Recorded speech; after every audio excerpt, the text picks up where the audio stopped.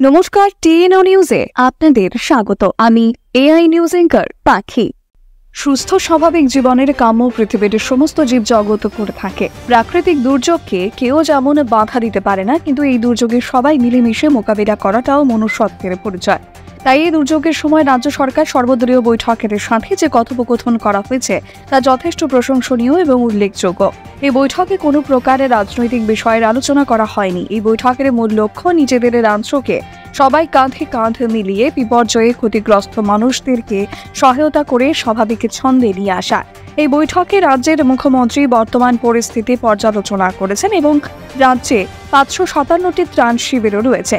এইখানে অনেক শিক্ষার্থী পাঠ্যপুস্তকের অভাবে পড়াশোনা করতে পারছেন না, তাই পাঠ্যপুস্তক যাতে দেওয়া হয় তার জন্য এডুকেশন ডিপার্টমেন্টকে নির্দেশ দেওয়া হয়েছে।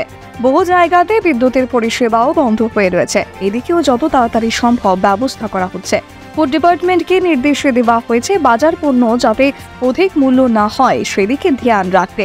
রাজ্যে পর্যাপ্ত পরিমাণ পেট্রোল ডিজেলও রয়েছে। সব দিক দিয়ে পর্যালোচনা করার মধ্য দিয়েও সর্বদলীয় বৈঠকের একই অভিমত, যাতে যত তাড়াতাড়ি সম্ভব সবাই মিলে এই দুর্যোগকে মোকাবিলা করে স্বাভাবিক ছন্দে ত্রিপুরাবাসী ফিরে আসে।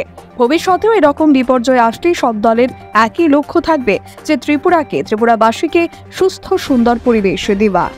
এখনকার মতো সংবাদ এ পর্যন্তই। পরবর্তী নিউজ ও আপডেটস দেখার জন্য অবশ্যই চোখ রাখুন টিএনও নিউজের পর্দায়।